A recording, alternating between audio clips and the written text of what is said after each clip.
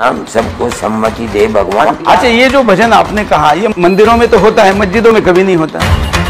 देवबंदी मदरसा जो पाकिस्तान में है उसको गलत मानते? नहीं, हम किसी को गलत नहीं मानते। मुल्ला उमर को गलत मानते हैं? नहीं। तालिबान का विरोध करते हैं? हम तो किसी का भी विरोध नहीं करते। अल्लाह को भी जो मोहम्मद को नहीं मानता ये काफिर का माना है। काफिर कोई गाली मैं नहीं मानता, मैं नहीं मानता। अगर मैं भी नहीं मुसलमान नहीं हूँ तो अगर कल को मेरी औलाद नहीं मानेगी तो मैं उसको भी कहूंगा ये काफिर है। तो इस हिसाब से मैं भी काफिर हुआ ना। सारी दुनिया का। जब आप अल्लाहू अकबर कहते हैं तो उसका मतलब होता है कि केवल अल्लाह ही महान है। इसका मतलब ये नहीं। तो क्या होता है? इसका मतलब है अल्लाह सबसे बड़ा है। तो फिर महादेव से बड़ा कैसे हो गया? अब अल्लाह महादेव को किसने पैदा किया है? इस मोहन भागवत जी को भी मिले थे तो हमने कहा आप देवबंद में जाके आपके यहाँ मिलते हैं। बहुत बहुत शुक्रिया। हम जानना चाहते हैं कि इतने बड़े विवादों में रहने वाला ये केंद्र, जिसको कि तालिबान का भी उस्ताद कहा जाता है, तालिबान का मुल्ला उमर यहाँ से आपका चेला बन के गया है और अभी एक सरकार बनाई है।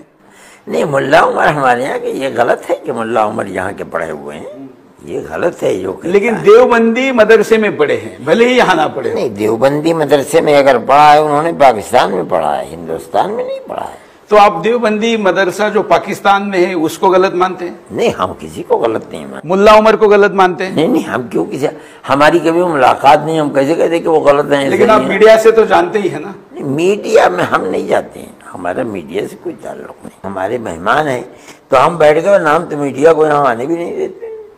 नहीं, लेकिन आए हैं तो लेकिन अगर आपका उसका संबंध नहीं है तो जब उसको आपके चेले के तौर पर प्रस्तुत किया जाता है तो डिनाई करना चाहिए ना। हमने मना किया। हमने ये बात कही कि उनको देवबंदी क्यों कहा जाता है। लोग ये समझते हैं कि वो देवबंद के पढ़े हुए हैं। वो देवबंद के पढ़े हुए नहीं है। हमने कहा कि वो सिर्फ इसलिए देवबंदी कहा जाता है कि जब देवबंद के सबसे बड़े मुखिया हजरत शेखुल हिंद रहमतुल्लाह अलैह, जिनके दिल दिमाग में अंग्रेज की दुश्मनी भरी हुई थी और वो गुलामी की जंजीर को तोड़ना चाहते थे, उन्होंने सबसे पहले हिंदुस्तान में अंग्रेज के खिलाफ आज़ाद हुकूमत कायम की थी अफगानिस्तान में, और यहाँ से अपने चेले भेजे थे। उन चेलों ने जो वहाँ काम किया है, ये जो आज के तालिबान हैं या उनकी औलाद हैं या औलाद की औलाद हैं, चूंकि वो देवबंद के थे इसलिए वो देवबंदी के, वरना तो ये लोग तो न देवबंद में आए हैं। तो आप तालिबान का विरोध करते हैं? विरोध करने का, हम तो किसी का भी विरोध नहीं करते हैं। विरोध करने का क्या ताल्लुक है?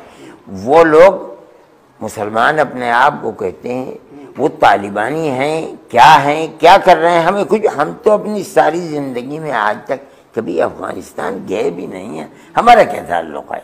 जब सारी दुनिया आपको यहाँ बैठे बैठे सुनती हो, आपको क्या जाने की जरूरत है? कहीं पर दुनिया का हर मुसलमान आपका फतवा मानता है। नहीं, ये बात नहीं है। फतवे की चीज दूसरी है। हमारा ताल्लुक अगर है किसी से तो हम वो वहाँ जानते, वो हमें बुलाते, हम वहाँ जाकर के काम करते। हम तो आज तक गए भी नहीं अफगानिस्तान है किसी चिड़िया का नाम हम नहीं जानते। चलिए, आपके पोते वगैरह सब इतने हाई फाई मोबाइल यूज करते हैं, सबको पता है दुनियादारी में क्या हो रहा है। आपको भी पता है कि वहाँ महिलाओं की मंडी लग रही है, गर्दनें काटी जा रही है। मैं बता रहा हूँ, तो ये सुनने के बाद कम से कम आप ये कहिए ना कि तालिबान गलत काम कर रहे हैं। नहीं, सुना जाता है, हो सकता है आप सही बोल रहे हैं, आप गलत। अगर मैं सही हूँ तो आपका क्या कहना है? अगर होंगे, अगर होकर के कोई हुक्म नहीं लगता है, जब तक मैं ये यकीन न कर लूं कि आप सही हैं, मैं कोई बात नहीं। अच्छा, मैं कैसे आपको इसका यकीन कराऊं? मुझे जरूरत ही नहीं है आपको यकीन कराने की। मेरा ये मोबाइल है, इस मोबाइल के अंदर कोई व्हाट्सएप नहीं है। मैं दुनिया की कोई खबर नहीं सुनता हूँ। आप मुझे फोन करेंगे, आप मेरे भाई की तरह हैं, आपकी फोन को ले लूंगा। मुझे जरूरत होगी आपकी, मैं इसके सिवा दुनिया की किसी चीज को नहीं जानता हूँ। मेरा क्या ताल्लुक है? मैं किसी आदमी से बहस नहीं करता हूँ।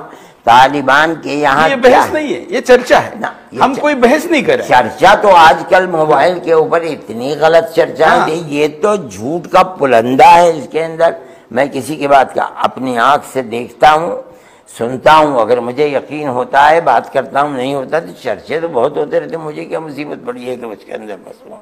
अच्छा, तालिबान जो भी कर रहा है, आपके पास जो भी जानकारी है, मैं मेरी छोड़ दीजिए, जो भी है उसमें क्या गैर इस्लामिक है और क्या इस्लामिक? मैं नहीं जानता हूँ, मैं सिर्फ इतना जानता हूँ कि तालिबान ये कहते हैं कि हमारा अल्लाह एक है और हजरत मोहम्मद अल्लाह के सच्चे रसूल हैं अलैहिस्सलाम।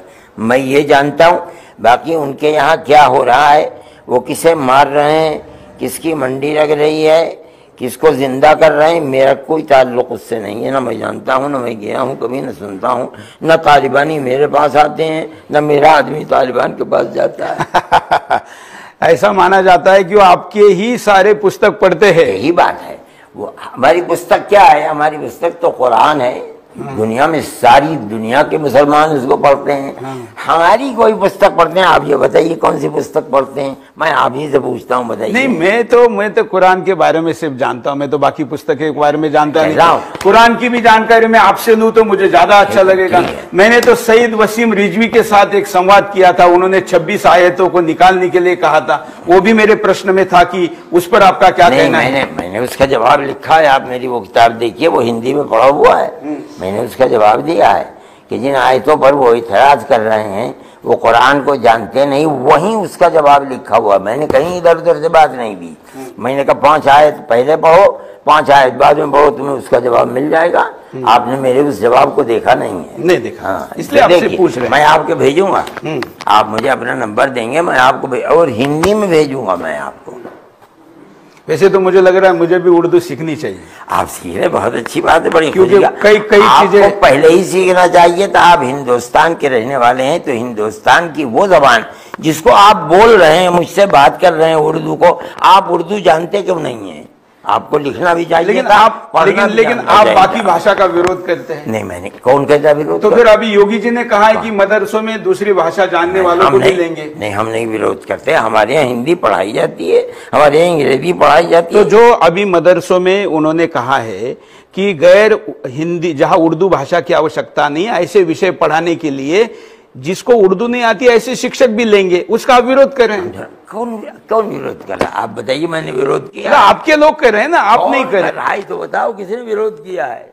अब मुझे तो ये समझ में आता है कि हिंदुस्तान की उलेमा काउंसिल हो, आप ही की है, मुस्लिम पर्सनल लॉ बोर्ड हो, ये कोई चीज का है। ये कोई चीज नहीं है। अच्छा, मुस्लिम पर्सनल लॉ बोर्ड आपका है कि नहीं?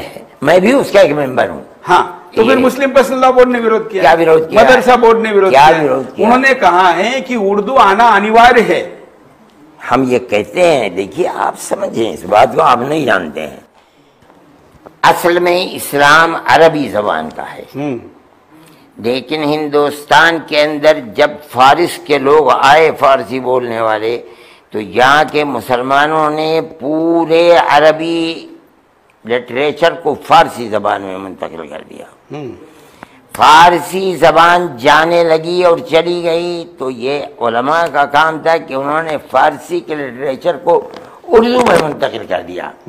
आज उर्दू है, अभी जिंदा है, हम चाहते हैं जिंदा रहे, लेकिन अगर उर्दू जाएगी हम उसे हिंदी के अंदर लाएंगे। लेकिन हमारे बच्चे हिंदी पढ़ते हैं, स्कूलों के अंदर 95-98% तो मुसलमान स्कूलों ही में पढ़ते हैं, वो उर्दू नहीं जानते हैं। हम ये चाहेंगे कि हम सारे लिटरेचर को फारसी से उर्दू जबान के अंदर ले आए, उर्दू में, उसके बाद हिंदी में ले आए। तो ये वो चीज़ है कि हम ये चाहते हैं कि उर्दू अभी बाकी रहे, बड़ी साफ सुथरी है।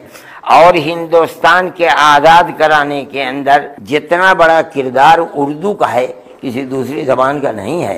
इसलिए हम ये चाहते हैं कि उर्दू जबान हमें उससे मोहब्बत है। इस विवाद में जाएंगे तो फिर वो गलत बात हो जाएगी। आप जाएं, क्योंकि हम कहेंगे भाई मराठी जबान का सबसे, हाँ ठीक है, वो भी है। फिर तो आप पंजाबी कहेंगे हमारा सबसे ज्यादा। मैं कहता हूँ, लेकिन मैं कहता हूँ, मेरे बात सुने, आप मुझसे उर्दू में बात कर रहे हैं, मैं मराठी नहीं जानता हूँ, मैं आपसे उर्दू में बात कर रहा हूँ। जिस जबान में आप बोल रहे हैं उस जबान की मुखालफत आपको नहीं करनी चाहिए। नहीं, कहा कर रहा हूँ, बहुत अच्छी बात है, ये तो हिंदी बोल बहुत अच्छी बात है, हिंदी नहीं बोल रहे हैं। और मैं कह रहा हूँ ना, मैंने तो खुद कहा कि उर्दू पढ़नी चाहिए।